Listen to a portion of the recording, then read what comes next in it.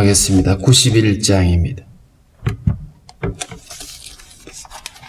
찬송 91장.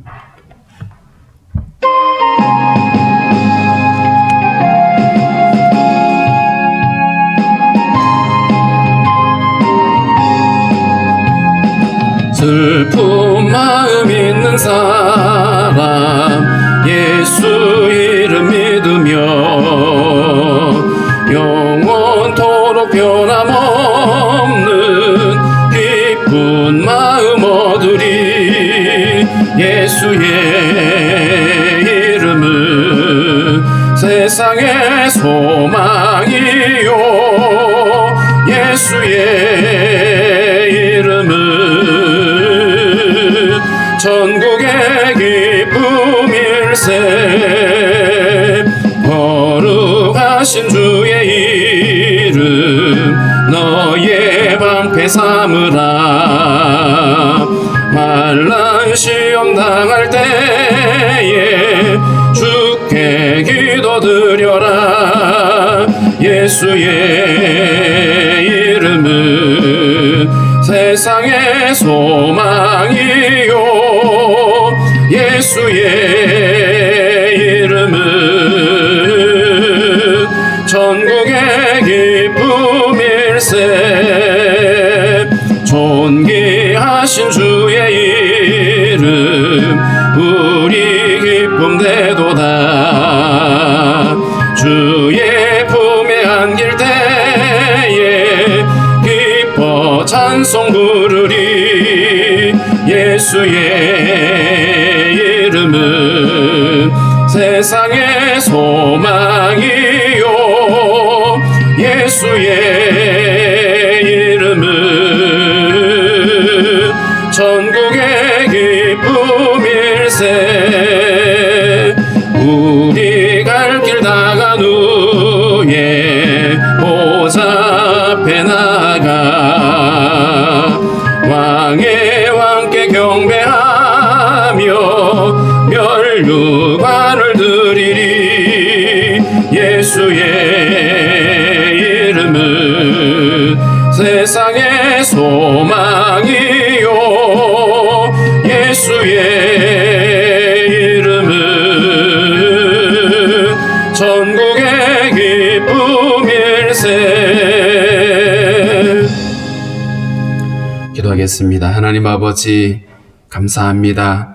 환난과 죽음이 많은 이러한 세상 가운데서 오늘도 우리에게 하나님의 새날을 허락해 주시고 한날을 하나님 허락해 주신 하나님 감사합니다. 주님께서 허락하신 이 하루를 결코 낭비하지 아니하고 주님과 동행하며 믿음의 걸음 걸어갈 수 있도록 주님 우리를 인도하여 주시옵소서. 세상은 슬픔과 절망과 고통 가운데 가득합니다. 이러한 때 하나님 다시 한번 소망 되신 예수 그리스도를 바라볼 수 있는 저희들 되게 도와주시고 주님으로부터 우리에게 허락되어진 참 은혜와 평강을 함께 누릴 수 있도록 우리들에게 믿음을 다하여 주시기를 원하고 기도합니다. 어려움을 겪고 있는 많은 사람들 주님의 긍휼하심으로 함께하여 주시고 저들을 위로하시며 저들의 모든 아버지 간구를 주께서 기뻐 받아주시되 주의 선하심으로 응답하여 주시기를 원하고 기도합니다. 하나님 아버지 전염병이 창궐하여 온 세상이 고통하는 가운데 있사오니 주님 아버지 속히 치료제가 만들어지게 하시고 이로 인해서 어려움 당하지 아니하도록 주여 도와주시기를 원합니다. 하나님 아버지 성도들의 가정과 기업을 주의 은혜 가운데 붙잡아 주시고 언제나 도우시는 하나님의 은혜 손길로 함께 하셔서 계획하는 모든 일들이 주의 은혜 가운데 형통하게 이루어질 수 있도록 주여 인도하여 주옵소서. 마음이 상한 자들을 위로하시며 또 아버지 육체의 연약함 가운데 있는 이들을 주께서 치료하여 주시기를 원하고 기도합니다. 이 나라 민족을 긍휼히 여겨주시고 참으로 하나님을 대적하고 하나님 아버지 반역하는 모든 악한 시도들이 멈춰지게 하시고 하나님을 두려워하는 마음들이 있게 하시며 위정자들이 하나님 정직히 행할 수 있도록 주의 은혜 가운데 함께하여 주옵소서. 하나님 아버지 열방의 아버지 하나님 정말 어려움 가운데 있는데 우리 선교사님들 지켜주시고 강건케 하시며 하나님 아버지 모든 아버지 어려움 가운데서도 주의 복음을 선포할 때에 그 복음의 능력과 축복이 그 땅 가운데 임할 수 있도록 주님 인도하여 주옵소서. 하나님 아버지 또 성도들 또 한 주간을 살아갈 때에 믿음으로 살아가게 하시고 주님 주시는 힘으로 늘 승리할 수 있도록 인도하여 주옵소서. 나라에 부름받은 형제들도 강건케 하시며 맡은 사명 잘 감당해낼 수 있도록 주님 도와주옵소서. 오늘도 우리 하나님 아버지 주신 말씀 우리가 잘 이해할 수 있기를 소망합니다. 특별히 이제 로마서를 시작하는데 이 로마서에 담겨있는 진리의 말씀들이 우리 안에 깨달아질 수 있도록 주여 인도하여 주옵소서. 예수님의 이름으로 기도하옵나이다. 아멘. 254장입니다. 254장.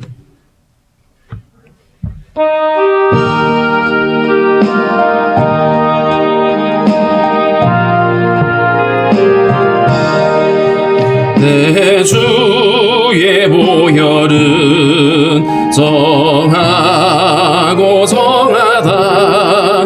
내 죄를 정케 하신 주 나로라 하신다. 내가 주께로 지금 가오니 십자가의 보혈로 날 씻어 주소서. 약하고 주에도 주께로 나가면 힘 주시고 내 주함을 곧 씻어 주시네. 내가 주께로 지금 가오니 십자가의 보혈로 날 씻어 주소서. 나로라 하심은 온전한 믿음과 또 사랑과 평안함 다 주려 함이라. 내가 주께로 지금 가오니 십자가의 보혈로 날 씻어 주소서. 큰 죄인 복받아 살 길을 얻었네. 한없이 넓고 큰 은혜 베풀어 주소서. 내가 주께로 지금 가오니 십자가의 보혈로 날 씻어 주소서. 그 피가 맘속에 큰 증거 됩니다. 내 기도 소리 들으사 다 허락하소서. 내가 주께로 지금 가오니 십자가의 보혈로 날 씻어 주소서. 아멘. 로마서 1장 1절부터 7절까지 우리 함께 읽겠습니다. 로마서 1장 1절부터 7절입니다. 예수 그리스도의 종 바울은 사도로 부르심을 받아 하나님의 복음을 위하여 택정함을 입었으니 이 복음은 하나님이 선지자들을 통하여 그의 아들에 관하여 성경에 미리 약속하신 것이라. 그의 아들에 관하여 말하면 육신으로는 다윗의 혈통에서 나셨고 성결의 영으로는 죽은 자들 가운데서 부활하사 능력으로 하나님의 아들로 선포되셨으니 곧 우리 주 예수 그리스도시니라. 그로 말미암아 우리가 은혜와 사도의 직분을 받아 그의 이름을 위하여 모든 이방인 중에서 믿어 순종하게 하나니 너희도 그들 중에서 예수 그리스도의 것으로 부르심을 받은 자니라. 로마에서 하나님의 사랑하심을 받고 성도로 부르심을 받은 모든 자에게 하나님 우리 아버지와 주 예수 그리스도로부터 은혜와 평강이 있기를 원하노라. 아멘. 로마서는 사도 바울이 로마 교회에게 보낸 편지입니다. 신약 성경에는 바울이 기록한 서신서가 13개 됩니다. 13개가 되는데 그 중에 로마서가 그래도 가장 으뜸으로 이렇게 꼽히는 이유는 이 로마서 안에 굉장히 기독교의 복음의 진수가 담겨져 있고 굉장히 논리적으로 정리가 되어 있기 때문에 그렇습니다. 이 로마서는 언제 기록을 하냐 하면 사도 바울이 3차 전도 여행을 다닐 때 고린도에서 이 로마인들에게 로마 교회를 향해서 편지를 쓰게 되는데 이때의 이 로마 교회는 사도 바울이 직접 복음을 전한 것이 아니죠.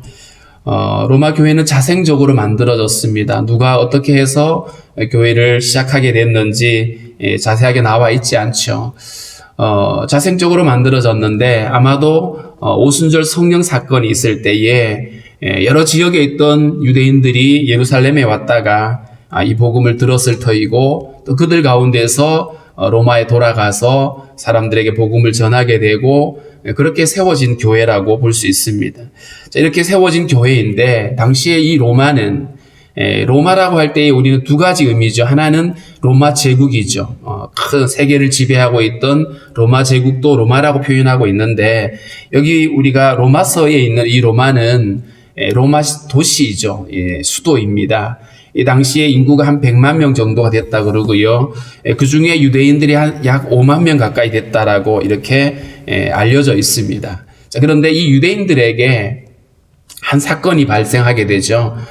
우리가 사도행전 18장에서 보았던 것처럼 글라우디오라고 하는 황제가 통치할 때에 유대인들을 로마에서 추방을 시킵니다. 이 로마 도시에서 추방을 시키게 되는데 그 추방을 시키게 되는 계기가 유대인들 안에서 일어나고 있는 분쟁이었어요.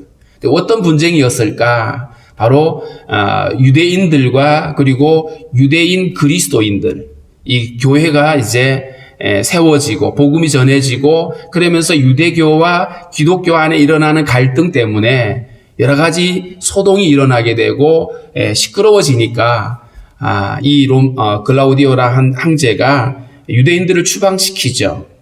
얼마만큼 추방이 됐는지는 다 알지 못합니다만은 어쨌든 유대인들이 추방됨으로 인해서 로마의 교회는 굉장히 힘을 잃어버리게 되는데 그렇다고 해서 교회가 없어지는 것은 아닙니다. 유대인들이 추방되고 나면 남아있는 이방인 그리스도인들이 있겠죠. 처음에는 이 로마 교회의 중심은 유대인 그리스도였습니다. 그러니까 유대교회에 있으면서 유대인이면서 그리스도인들이었는데 이들이 추방되면서 남아있는 이방인 그리스도인들이 로마 교회의 주축이 되어지죠. 그리고 글라우디오가 죽고 난 다음에 네로 황제가 등장을 하게 되는데 네로 황제는 우리가 알기는 폭군인데 처음부터 폭군이었던 것은 아니었습니다. 굉장히 선정을 베풀었고 또 굉장히 정치를 잘했던 왕으로 또 알려져 있는데요. 이 네로 황제가 유대인들을 다시 이제 돌아오도록 추방령을 해제시켜 버리죠. 그래서 유대인들이 돌아오게 되는데 돌아와서도 여전히 이제 이 로마 교회 안에는 주도권 싸움이 일어날 수 있습니다. 그리고 유대인 그리스도인들은 아무래도 율법에 대한 여기에 대해서 계속해서 관심이 있고 그걸 주장하게 됩니다. 그래서 율법주의적인 신앙관을 갖고 있기 때문에 여러 가지 다툼이 일어나게 되고요. 또 이방인들인 그리스도인들은 이들은 굉장히 그리스도 안에서 자유를 강조하게 됩니다. 이래서 같은 교회가 안에 있지만 이런 여러 가지 복음이 정리되지 않고 있는 이런 상황에 있는데 바울이 이 로마 교회에 대한 얘기를 듣고 편지를 보낸 것입니다.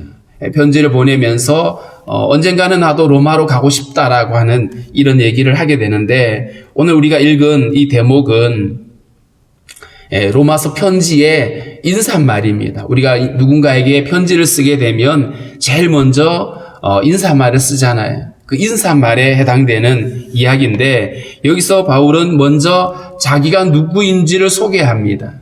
왜냐하면 로마 교회의 성도들이 자기를 알 수 없잖아요. 그러니까 내가 누군지, 내가 어떤 일을 하고 있는지를 소개하고 있는 대목입니다. 1절에 예수 그리스도의 종 바울은, 여기서 예수 그리스도라고 하는 이 표현을 먼저 우리가 다시 한번 짚어보면 예수는 그리스도다라고 하는 고백이거든요. 많은 유대인들이 예수를 그리스도로 인정하지 않고 있는 상황입니다. 그런데 그 베드로가 고백했던 것처럼 주는 그리스도시요 살아계신 하나님의 아들이십니다. 그리고 실제로 예수님이 부활하신 이후에 사도들이 계속해서 강조하고 전했던 핵심이 바로 예수는 그리스도다. 바로 이 대목이었거든요. 예수 그리스도의 종 바울이라고 하는 이 표현은 예수는 그리스도이고 나는 그의 종이라고 하는 바울의 고백입니다. 여기서 종이라고 하는 이 신분은 그냥 단순히 자기를 낮추는 수준이 아니라 자기가 주님 앞에서 어떤 존재인지를 고백하는 내용인데요. 종은 말 그대로 노예입니다. 거기는 어떤 주권도 없고 오직 주인의 뜻에 따라서 순종하는 자입니다. 바울이 지금 예수 그리스도 앞에서 자신을 종이라고 표현해서 나는 주님의 뜻 가운데 지금 이 일들을 하고 있음을 이야기를 하고 있고, 그 다음에 사도로 부르심을 받아 이렇게 표현했습니다. 사도라고 하는 말의 의미는 보내심을 받았다라는 의미입니다. 바울이 다메섹을 가다가 부활하신 예수님을 만났을 때에도 예수님은 아나니아를 통해서 그에게 그렇게 표현하셨어요. 이방인을 위한 택한 나의 그릇이다라고 말씀을 하셨고, 실제로 바울을 이제 복음을 위해서 파송을 하게 된 것은 사도행전 13장에 나와 있죠. 안디옥 교회가 금식하며 기도할 때에 성령께서 바나바와 바울을 따로 세우라 했고, 그리고 내가 시키는 그 일을 위해서 그들을 보내게 하셨는데, 이때 바울이 복음 전도자로 이제 사도로 사명을 가지고 복음을 전하기 시작합니다. 이게 바로 사도로 부르심을 받았다.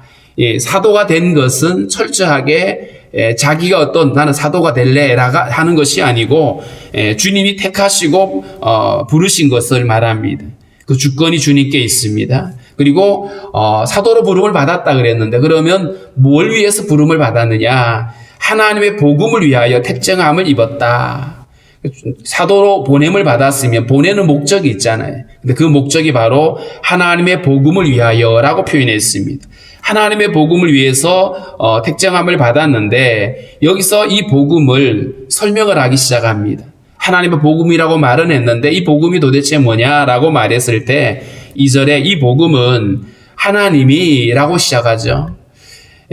하나님의 복음이라고도 표현했고, 그리고 하나님이 선지자들을 통해서 그의 아들에 관하여 성경에 미리 약속하신 거다. 다시 말하면 주체가 하나님이신 거예요. 복음의 설계자도 하나님이시고 이 복음을 이루신 분도 하나님이신 겁니다. 그래서 하나님의 복음이다라고 말했죠. 사람들이 만들어낸 어떤 교리가 아닙니다.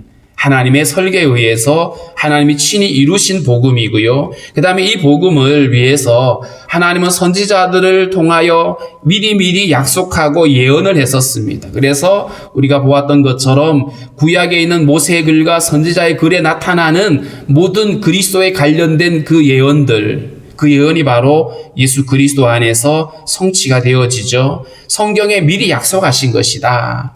미리 예언했고, 그래서 히브리서 같은 경우에 보면 옛적에 우리 조상들이 여러 모양 여러 부분으로 말씀하셨던 것을 이제 마지막 날에 아들을 통해서 완성하셨다라는 표현들을 쓰고 있습니다. 선지자들을 통해서 예언했던 그 모든 부분 것들이, 그 진리들이 그리스도 안에서 완전히 이루어진 것을 의미합니다. 자, 그리고 그의 아들에 관하여라고 되어 있습니다. 하나님이 그의 아들에 관하여, 그렇다면 이 아들은 하나님의 아들이죠. 자, 그런데 그 하나님의 아들이 육신으로는 다윗의 혈통에서 나셨고, 마태복음 1장에서 나와 있는 것처럼 다윗의 혈통에서 예수님이 탄생하셨죠. 그래서 육신으로는 다윗의 혈통이다, 혹은 다윗의 후손으로 오셨다. 특별히 유대인들에게 다윗의 후손이라고 하는 이 용어는 메시아를 지칭하는 용어입니다. 그래서 다윗의 혈통에서 나셨다라고 하는 것은 바로 메시아가 바로 하나님이 예언했던 그대로 다윗의 후손으로 오셨음을 이야기하고 있습니다. 그 다음에 성결의 영으로는 죽은 자들 가운데서 부활하사 능력으로 하나님의 아들로 선포되셨으니 곧 우리 주 예수 그리스도시니라. 그러니까 예수님이 십자가에서 죽으시고 부활하셨는데 유대인들이 그토록 부활을 인정하지 않았죠. 특별히 예수님을 죽인 자들이 예수님의 죽었다가 살아났다는 얘기에 대해서 그냥 계속해서 방해하고 그 말을 하지 못하도록 말합니다. 그걸 인정하는 순간에 이들은 예수님이 살아나셨다는 것을 인정하는 순간에 그러면 그분이 하나님의 아들이라는 얘기가 되거든요. 사람이 죽는 것은 죄 때문에 죽습니다. 그런데 죽지 않고 살아난다는 말은 그가 죄가 없다는 얘기가 되는데 결국 예수님이 살아났다는 말은 결국 죄 없는 하나님이라는 뜻이 되기 때문에 오늘 본문도 바로 그 얘기를 하고 있습니다. 죽은 자들 가운데서 부활하셔서 능력으로 하나님의 아들로 선포되어졌다, 인정되어졌다라고 하는 말입니다. 예수님의 부활은 이처럼 그가 하나님의 아들이었음을 증명하는 사건입니다.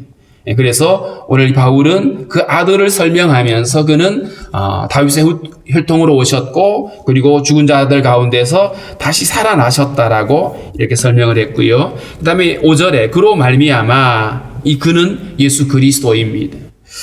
그로 말미암아 우리가 은혜와 사도의 직분을 받았다. 이 은혜라고 하는 것은 값없이 주시는 선물입니다. 에베소 2장 8절에 나와 있는 것처럼 우리가 구원을 받는 것이 바로 하나님의 선물인데 이게 은혜입니다. 은혜로 우리가 구원을 받고 은혜로 제사함을 받게 되는, 그래서 예수 그리스도로 말미암아 우리가 은혜를 입었다. 제사함의 은혜를 받고 우리가 하나님의 백성이 되어지는 이 은혜를 받게 된 것이고요. 뿐만 아니라 바울은 내가 그로 말미암아 사도의 직분을 받았다 이렇게 말했습니다. 사도의 직분의 출처가 바로 예수 그리스도입니다. 그런데 마태복음 28장에 나와 있는 것처럼 그는 하늘과 땅의 권세를 가지신 왕이시죠. 왕의 보냄을 받았다라고 하는 것은 그가 바로 왕의 특사라는 뜻입니다. 그가 왕의 보내심을 받아서 왕의 복음을 사람들에게 전파하는 이 사명을 가지고 있는 거죠. 자, 그런데 이 바울이 사도로 부름을 받아 가지고 사람들에게 복음을 전하는데 그 복음을 통해서 그의 이름을 위하여 모든 이방인 중에서 믿어 순종하게 하나니, 복음을 들은 자들이 그 복음을 듣고 믿고 순종하게 되는, 그리고 뿐만 아니라 그것이 바로 주님을 예배하게 되는 이 결과를 말하고 있습니다. 이 복음을 전하는 목적이 바로 그들이 그리스도에게 돌아와서 그리스도에게 믿음으로 순종하고 예배하는 바로 이 목적을 위해서 주님이 바울을 택하셨고 보내셨다는 사실을 말해주고 있습니다. 자, 그리고 6절에 보면 너희도 그들 중에서 예수 그리스도의 것으로 부르심을 받은 자니라. 앞서 자기는 그리스도의 종이라고 표현했는데 이것이 자기에게만 해당되는 것이 아니라 예수를 믿어서 순종하는 모든 자들이 동일한 신분을 가지고 있다라고 말합니다. 너희도 그들 중에서 예수 그리스도의 것으로 부르심을 받은 자들이다. 복음의 목적이 그것을 받아 믿고 순종하는 것이고 결국 그렇게 믿고 순종함으로 인해서 우리는 그리스도인이 되는 것이죠. 근데 그리스도인이라고 하는 말은 그리스도의 것이 되어졌다. 우리는 모두 그리스도의 것으로 부르심을 받았고 이제도 우리에게도 동일하게 이 복음을 사람들에게 전하고 또 그들로 하여금 믿게 하는 이 일들을 감당해야 되는 그런 사명이 주어진 겁니다. 그러니까 바울은 자기가 예수님을 만나고 그리고 이 복음을 위해서 보내심을 받은 것처럼 오늘 이 로마 교회 성도들도 동일하게 이 부르심을 받은 자들이라고 표현하고 있습니다. 그래서 우리 모든 성도들은 주님의 부르심을 받은 자들이고 동일하게 우리는 이 복음을 위해서 보냄을 받는 자들, 받은 자들임을 우리 잊지 말아야 됩니다. 예수 그리스도의 것으로 부르심을 받았다. 우리가 예수를 믿게 되고 성도가 되어질 수 있었던 것은 바로 이처럼 주님의 부르심이 있었기 때문입니다. 이걸 신학적인 용어로는 소명이다 이렇게 말합니다. 주님의 부르심이 있었기에 우리는 예수를 믿게 되고 하나님의 자녀가 되는 것입니다. 우리가 그저 믿어주고 선택한 것이 아니라 주님의 선택과 주님의 부르심이 있었기에 가능한 일이었음을 말씀하고 있고요. 그 다음에 이제 7절에는 이 로마 성도들에게 축복을 하는 말을 하고 있습니다. 로마에서 하나님의 사랑하심을 받고 성도로 부르심을 받은 모든 자에게, 이 표현은 고린도전서 1장 2절에도 나와 있는 표현들인데 유사합니다. 하나님의 사랑을 하심을 받고 성도로 부르심을 받은 모든 자들, 성도로 부르심을 받은 모든 자들이 바로 교회이죠. 그러니까 고린도에 있는 하나님의 교회 혹은 로마에 있는 하나님의 교회, 이들은 하나님의 사랑하심을 받고 성도로 부르심을 받은 모든 자들, 이건 동일하게 우리들에게도 같은 의미입니다. 우리가 성도로 부르심을 받은 자들이고 하나님의 사랑을 입었고 예수 그리스도의 은혜를 입은 자들이죠. 자, 그리고 그들에게 하나님 우리 아버지와 주 예수 그리스도로부터 은혜와 평강이 있기를 원하노라. 은혜와 평강을 이렇게 기원하는데 여기서 이 은혜와 평강의 출처가 바로 하나님 우리 아버지와 주 예수 그리스도로부터라고 시작을 했습니다. 세상이 주는 평강이 아닙니다. 하나님 아버지와 예수 그리스도로부터 주시는 평강이죠. 세상이 주는 평강은 일시적이고 제한적입니다.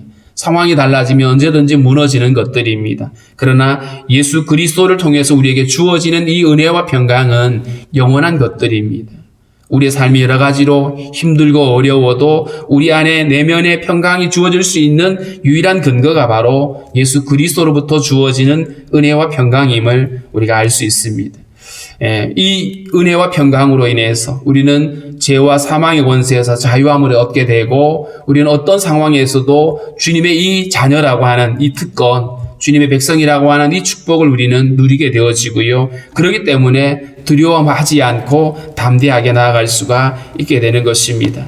오늘 이 바울이 로마 교회 성도들에게 보내는 이 편지의 인사말인데 여기서 우리가 무엇보다도 우리가 주목해야 될 것은 우리도 동일하게 이 바울처럼 우리 모두는 예수 그리스도의 종이고 주님의 앞에 은혜를 받은 자들이고 부르심을 받은 자들입니다. 부르심을 받았다라면 이제 우리는 그리스도의 것이 되고 그리스도인으로 살아가야 할 것입니다. 그래서 우리가 이 험한 세상을 살아가는 동안에 하나님 앞에서 내가 누구인지 우리의 이 자기 정체성이라고 하는 이 사실 우리가 이것을 잊지 않고 어떤 상황에서든지 우리가 주님의 종으로서 또 부르심을 받은 자들로서 또 우리가 부르심을 받은 그 목적답게 우리가 주님의 영광을 드러내는 그런 삶을 살아갈 수가 있어야 될 것입니다. 우리가 살고 있는 세상은 참으로 혼돈에 빠져 있고 어둠에 사로잡혀 있는 이러한 때인데 우리에게 이 복음을 통해서 다시 한번 우리가 그리스도인으로서 정체성을 잃어버리지 않고 힘있게 살아갈 수 있도록 믿음 달라라고 우리 그렇게 기도하겠습니다.